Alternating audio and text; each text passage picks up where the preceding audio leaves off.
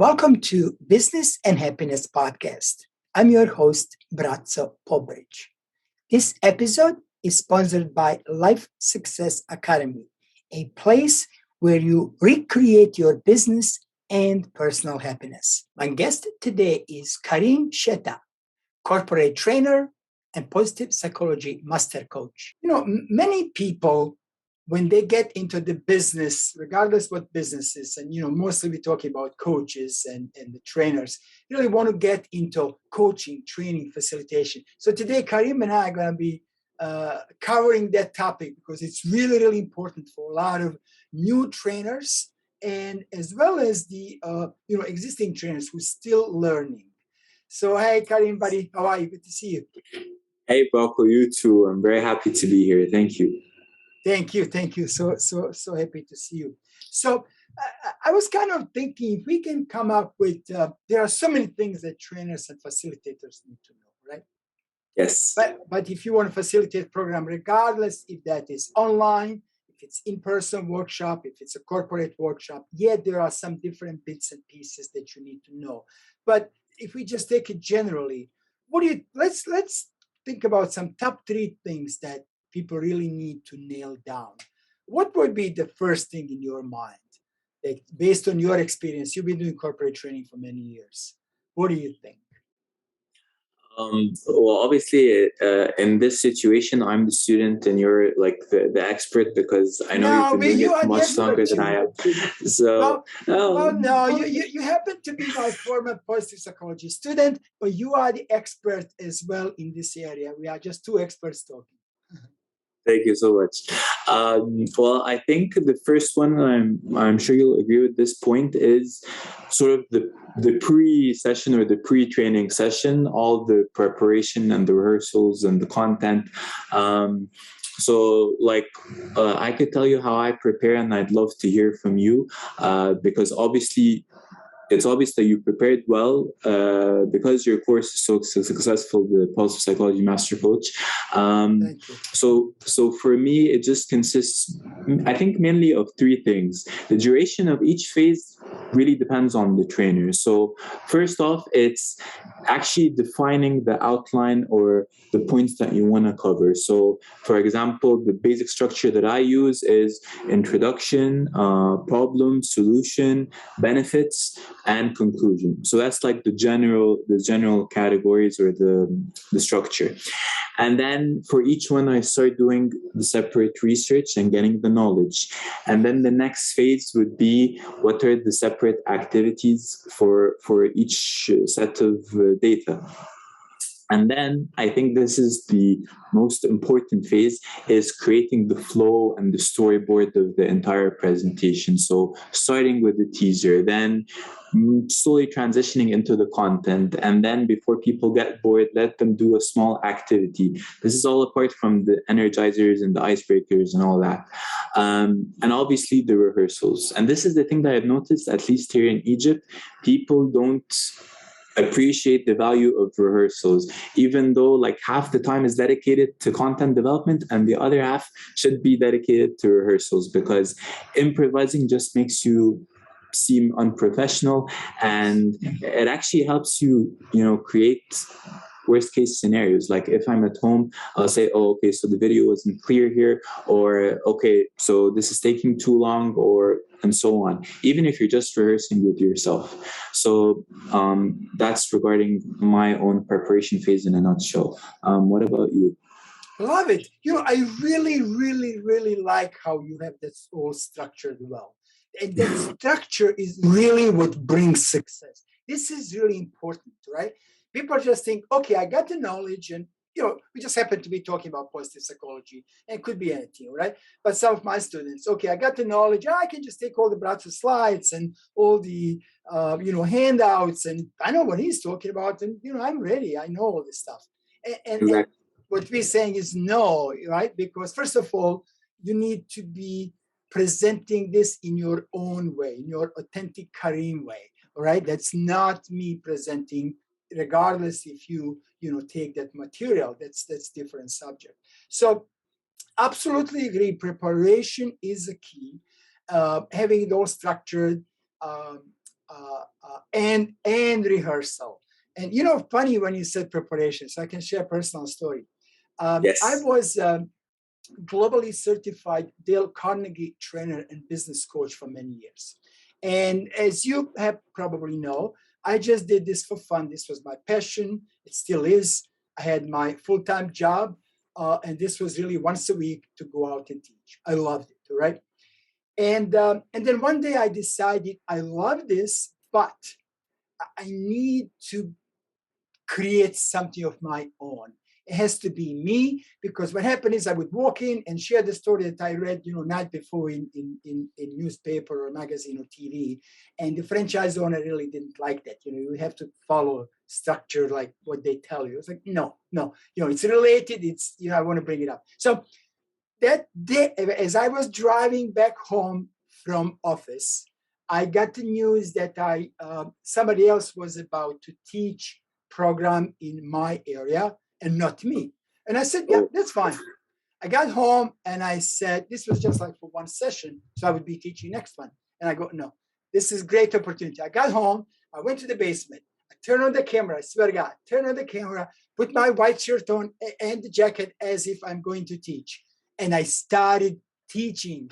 So really just to prepare myself for that next phase. Now, of course, I wish I have these videos, because of course, these were not really programs, but when you think preparation, turning the video camera on, or now it's so easy these days. When I was young, come on, it was so complicated. Now webcam, turn it on and teach, record it and listen, watch yourself, all right? So it's really, really easy, easy to do. The other thing what I would mention in preparation, when I was taking this Dale Carnegie Train the Trainer, there were like many different phases. It was like one of the toughest programs I took. Very few people got certified. We had people crying in the room. Why? Wow. Because master trainer purposely was playing hardball on all of us to see how do we handle, maybe we'll touch base on that, how do we handle difficult students, right? He purposely did that, because when you in a workshop, in live workshop, right, and then you have some difficult students, like I happen to have a couple of times, you really have to know how to handle. But that's going back. I mean, that's important. But what I was saying is, they prep you so well, right? That I'm gonna share this, and I'm gonna turn it to you. I'm talking too much. I came day one into this preparation for Dale Carnegie. It was in New York City. I put my best suit on, the tie, shirt, right? I come to the back, look at the mirror. I always do that. But that's my preparation piece, right? But there was a 7:30 in the morning session, was starting at 8. So I wasn't still fully prepared, but I was like ready to walk in. Yeah. And 30 minutes before, I sat down, and the master trainer said, well, why don't we just get started? I know it's early. And he looked at whoever came in and he said, I would never, ever walk into the room looking like this guy. And I'm looking myself, what the heck I did? What did I do? He goes, look at your tie. It wasn't, nicely all the way up, but I wasn't ready yet. But he didn't care. I walked into the room, and that's it, right? So make sure that you don't have any hair here, clean everything, make sure it's all nice. This is all preparation. And it also makes you feel good, because you're walking in with a full confidence. This is it. I am ready, right? Wow. Okay. It seems harsh at first, but when you think about it, I guess he does have a point. No matter how he didn't really have to say that, but I guess he has a point. I'm glad he said that. I mean, I was upset when I heard, but guess what? This is like in a coaching. I had the other day, one of the business coaches came to me, and she was telling me that, oh, this is good. I was like, no, it's not good. You're the coach. I know it's not good. Coach me. That's what I'm paying you for. You're so right. Yeah. So that's what, that's what good coaches and good master trainers do, right? They prep you, and if you're not ready to take that tough criticism, training is not for you. That's very true. That's very true.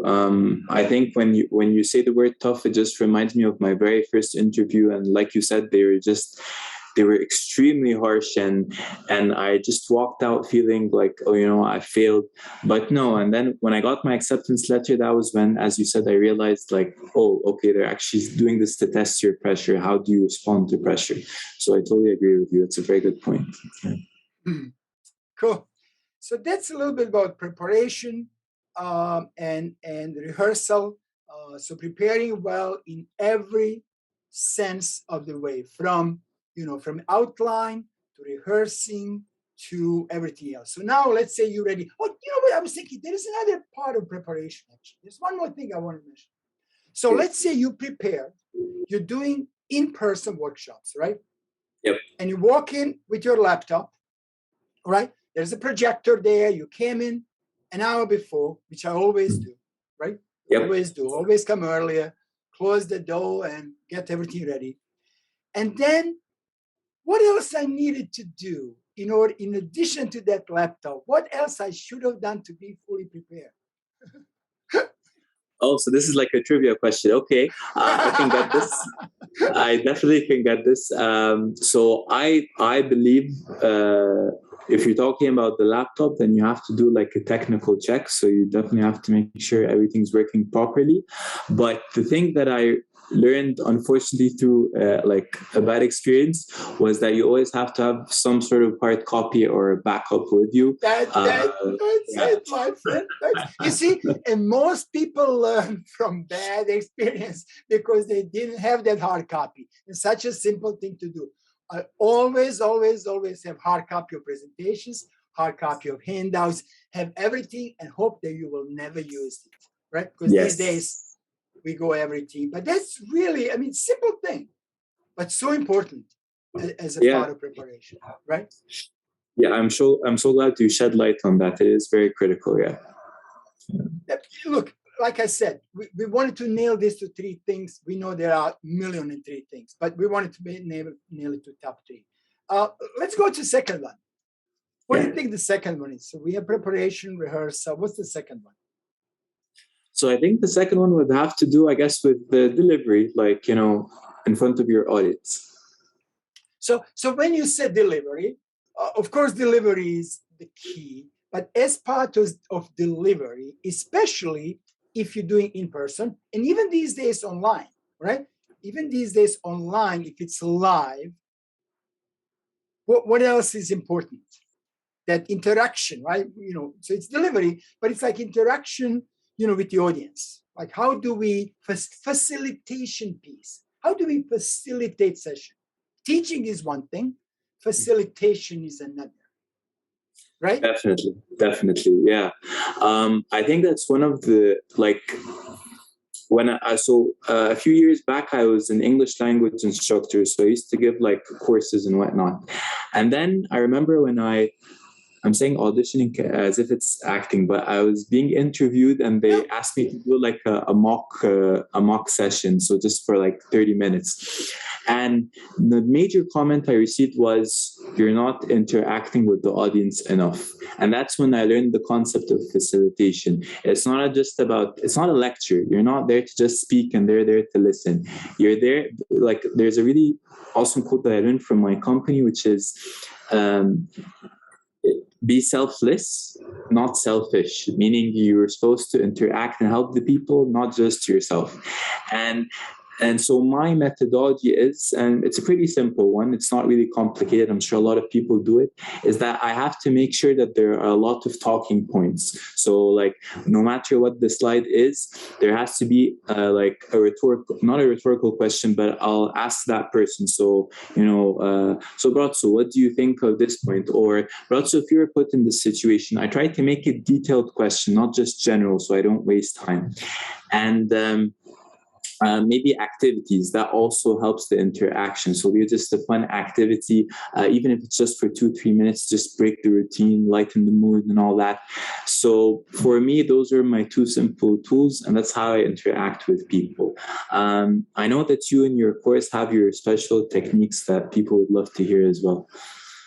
Well, I think you basically just said it. So it's interaction, it's facilitation.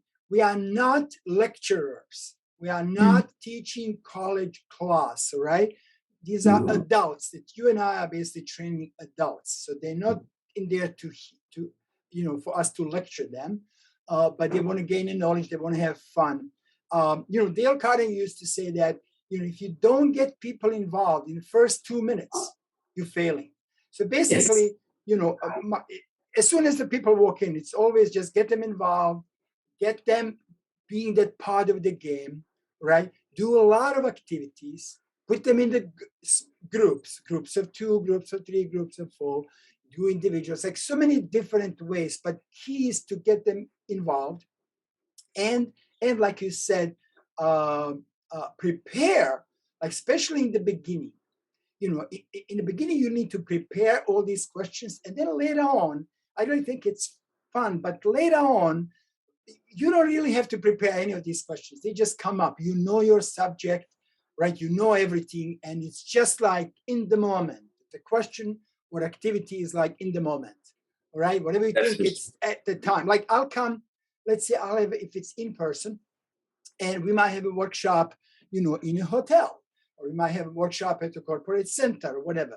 And I will look around and find the different spots. And I will send people in groups to different places. One group will go outside, another group will go to conference room, third group will be in a corner, right? So just a little bit, you mix it up, all these different facilitation techniques to make them really, really enjoy. Definitely. So, as far as interaction, I kind of mentioned earlier about how my master trainer was really training us to deal with difficult people. Have you ever had that issue where, in the room or online? I had it basically a couple of times, specifically in the room, when you had to deal with difficult people. I mean, how much time do you have? I mean, there's so many. Give us one example. Yeah, so like one person. So there's always so the two that come to mind, one is online and one is offline. The offline person is the person who thinks he wants to show off a bit of the knowledge that he has. So I remember I was in a course, there was some sort of agricultural reference. So it was like, there was one thing that the guy wanted to show off with. So he's like, no, but by the way, I'm a trained person in this field, and what you're saying is wrong. And that's what happened. And it turns out we were both right, but there was sort of like a miscommunication in the situation. And it was at that, I was really young at the time, and I got really irritated. But then as the years went by, you sort of say you feel sorry for them. It's like, okay, let him have his shining moment. He wants to, as long as he's not being disrespectful or anything, let him say what he has to say and say thank you for the comment and move on. So that would probably be, for the one that comes to mind, is sort of, you as a trainer have to be professional, change your mindset, take into consideration that you will face so many people, and if you fixate on each person, you're the only one who's going to get affected. You're just going to get drained, and you won't have energy to conduct the session. So just take everything lightly. For online sessions, I think it would be the person who has in person. Was the first one in person or online? The first person was, well, I think it would work both ways, but the person I do remember was offline. It was like an in-person session. Online, to be more specific, I think it would be the person who switches off the camera, but who's not concentrating. So there are a lot of people who switch off cameras but are interactive. But then you'll ask him a question, and then he'll say, oh, I'm sorry, I couldn't hear you. Could you repeat the question? Oh, sorry, I was in the bathroom. So these are things that happen, and you get the sense okay, you're not focusing. So, yeah. So Yeah, so that's but again, you adapt, you sort of ask, you maybe increase the amount of questions, or you just tell yourself, okay, so maybe that person isn't that interested, and you don't have to really fixate on him, so you yourself don't get stressed out. So yeah. Yeah. So it's two things. You don't get stressed out. But honestly, the big issue is not you. People, who cares about you? You're a trainer, right? So what we really care about is the people in the room or online, right? So the biggest issue is, and like you said, if this person just wanted to show off, and fine, you were young and you let him do it. That's okay if it's one statement. But if you have Yeah. people who constantly interrupt and want to push their point, right? That's hard. Specifically in workshop, in person, I had one person who was very aggressive and started interrupting the flow. And you cannot allow that as a trainer. You absolutely cannot allow that. And basically what I had to do is say, I'm sorry, John, can we just please come out for a second? And I was like, what the heck? We had 80 people in the room. Came out, told him, listen, buddy, you want to go back? This is the only way. This is you out, right? So you have to be prepared to do that.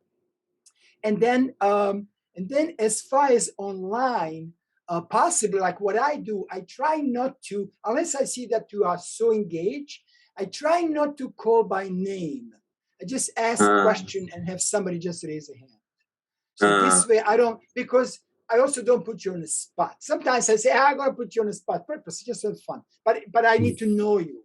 Like if you just came to my classroom, chances are I'm not going to say, Karim, what do you think? I'll just ask, does anybody have, opinion or, answer to this question, or who would like to go first? Something like that. I did notice that, yeah. And that actually made a lot of people relax, especially if they were introverts. So yeah, that's a good methodology as well. Yeah. So, okay, let's see. So we talked about preparation, rehearsal, interaction with people, difficult people, interaction with the audience. And there's one more you and I kind of wanted to touch base on, right? Yes.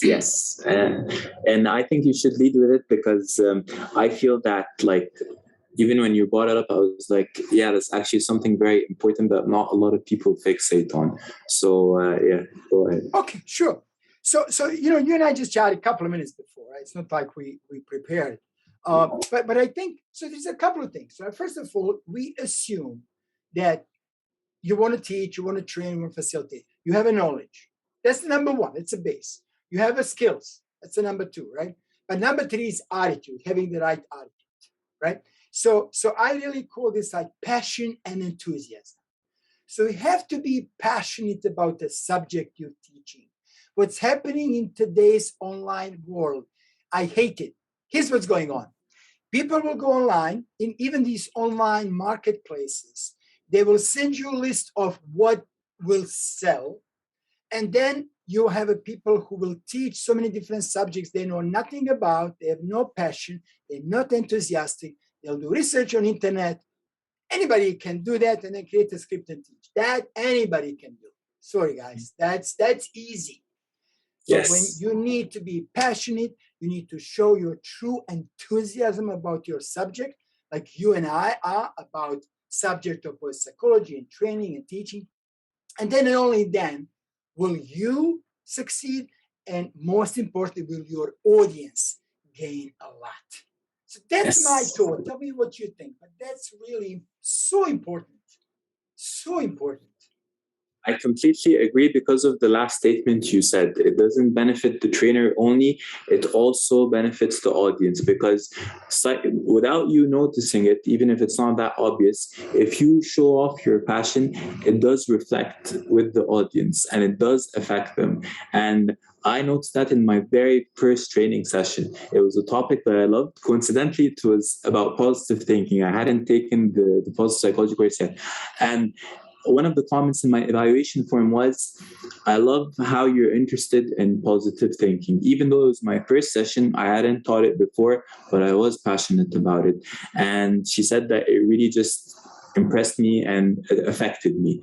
And so it was at that point that I learned what you just said, that passion is a key component. So, yeah. That's great, because this is really how we transfer the knowledge in the best way, how we transfer our attitude and skills And that's one thing that I'm the most proud. I'm not gonna teach subject just because it sells. I'm only going to teach what I am passionate, and I have a couple other rules, right? What I'm passionate about, what I practice in my life, and I do research on it, right? So I have these three things. If I don't practice, if it doesn't work for me, I don't teach. You know that. Exactly. I remember the story you told us in the very first session about the woman and her son who ate a lot of sugar, and the coach wouldn't help her because he himself ate a lot of sugar. Just an amazing story. I still remember it till now. Yeah.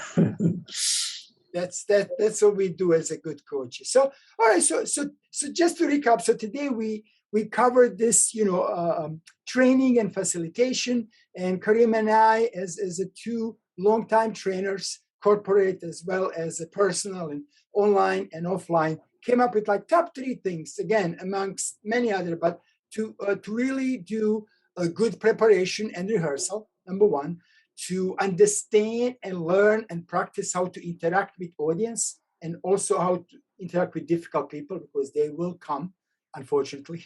And to make sure that the subject that you are teaching, that you are passionate about, that you're enthusiastic, and that you have the right attitude before you walk into the room, before you turn on the camera, before you start teaching, right? That's really the key. Exactly. Karim, thanks so much. Great talking to you, my friend. We'll chat more soon, okay? You too. Thank you so much, Braco. Take care. Become the Life Success Academy founding member. Go to academyoflifesuccess.com and click on founding member to get 60% off full membership.